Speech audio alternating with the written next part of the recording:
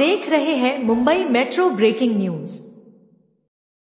सदर संतोष सावंत यांच्यावर कर्जाचे डोंगर झालेले होते।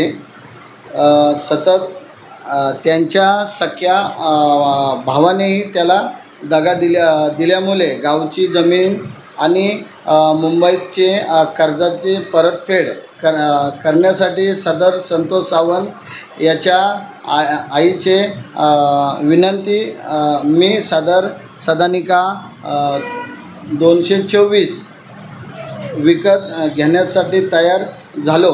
वारंवार मला त्यांनी हे केले, रिक्वेस्ट केली की तुम्ही माझा मुलगा कर्जामध्ये आहे आणि त्या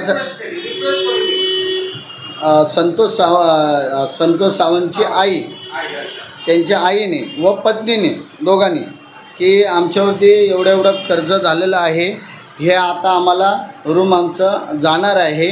कारण कर्जवाले घरी येत आहेत, त्यामध्ये कर्जवाले होते आपल्याच इमारतीमध्ये राहणारे बालू केदारे व अंजना टिलक ह्या लोकांनी काय त्याला 10% काय कर्ज पैसे दिले होते आणि ते पैसे झाले होते जवळजवळ दुप्पटीने काय झाले होते आणि त्याची गावचं पण प्रकरण ते झालं। ते वारंवार ते माझ्याकडे येत होते।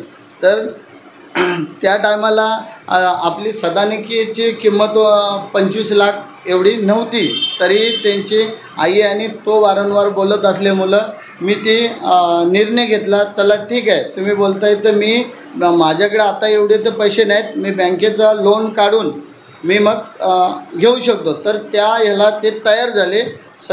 संतोष सावंत यांनी सोसायटीत ॲप्लिकेशन देऊन जे रजिस्ट्रेशन करायला 900 लागते ती सदर सोसायटीकडून घेतली। त्यानंतर पुढची जी रजिस्ट्रेशनची प्रक्रिया होती ती करून बाकी लोनच्या संदर्भात आता बघा लोनचा विषय आहे।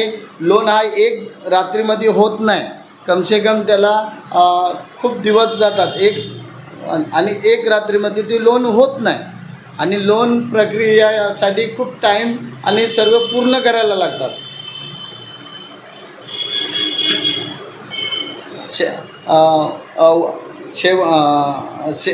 शेजारी धर्म आणि एक आपला हिंदू भाऊ म्हणून मदतीला हात आहे मागत आहे, म्हणून मी सदर सदनिका बँकेकडून कर्ज काढून विकत घेतली,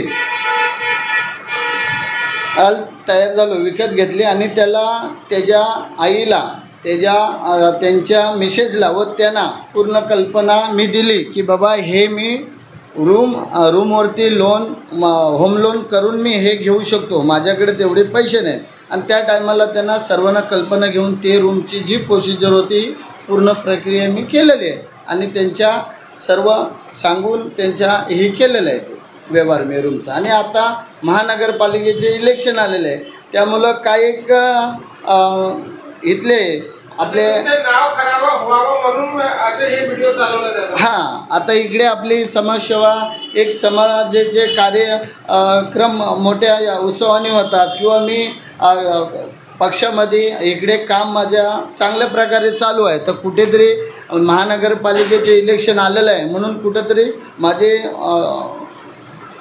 दुश्मन लोक चुकीचं त्याला भडकवून करून हे प्रकरण केलेलं आहे। ह्याच्यामध्ये तत्त्व काय नाही आणि जे माझ्याकडे कागदपत्र आहे हे मी आजपर्यंत प्रमाणे सर्वही करतो। आता मी कायदेशीर ते कागदपत्र करून पुढची न्यायाला मी उभा येऊन आणि मला माहिती आहे की मला न्याय भेटणार म्हणून। तुमच्यावर आरोप लावण्यात आलेला त्याच्यामध्ये काय तथ्य आहे? बिलकुल चुकीचं आहे। ॲक्च्युली ज्या लोकांनी त्यांना भडकवलेलं आहे किंवा काय केलेलं आहे त्यांना ॲक्च्युली ती पूर्ण माहिती आहेच नाही त्यांना, त्याच्यात खरं काय झालं ना काय नाही। पुढे काय करणार? न्यायालयात दाद मागणार आहे तुमच्यावरती अन्याय अत्याचार होत आहे? मी आता पुढं शासनाच्या इकडं मी पत्र व्यवहार करून माझं जे म्हणणं आहे ते ऐकून माझ्याकडे जे पुरावे आहेत ते मांडून मला माहिती आहे, मला स्वतःला खात्री आहे की मी योग्य ते न्याय मला भेटणार म्हणून माझं प्रशासनावरती पूर्ण भरोसा आहे। आज जो ह्या लल्लूबाईमध्ये आज जवळजवळ 10 ते 15 वर्षापासून आपलं समाजकार्य किंवा राजकीय कार्य चांगल्या प्रकारे इकडं एक आपण समाजाची एक वास्तू उभी केली व समाज ह्या लल्लूबाईमध्ये जो संत रोहिदास समाज होता आज जवळजवळ 7 ते 8 वर्षापासून आपण पूर्ण जमा करण्याचा काम केलेलं आहे. तर ते पुन्हा इकडचे जे काय आपले प्रवृत्तीवरतीची लोक आहेत ह्यांना ते चांगले वाटत नाही, म्हणून त्याने हा कुठंतरी कट रचलेला आहे की ह्याच्यामध्ये अडकावा म्हणून हे कट रचलेला आहे. ह्याच्यामध्ये कोणताही चुकीचं काम झालेलं नाही. जर असेल तर त्याच्यावरती शासन चौकशी करून जे काय आहे आमचा त्याच्यावरती भरवसा आहे, पूर्ण योग्य ते निर्णय आम्हाला भेटेल. आणि हे 100% भरवसा आहे, आम्हाला खात्री आहे की खरोखर हे आमच्या साईडनेच होणार, कारण आम्ही त्याच्यामध्ये चुकीचं कोणतं काम केलं नाही. आणि अजून एक गोष्ट आहे, त्यांनी आपणाला 25 लाखाला ते तेव्हा रूम विकलं होतं. तेव्हा त्यांनी रूम विकतेली बोलले होते की मला माझी लहान मुलं आहेत, मला 2 वर्ष त्याच्यात राहू द्या. आणि त्यानंतर लॉकडाऊन झालं 2019ला. त्याच्या अगोदर तो 5,000 रुपये म्हणून भाडा देत होता.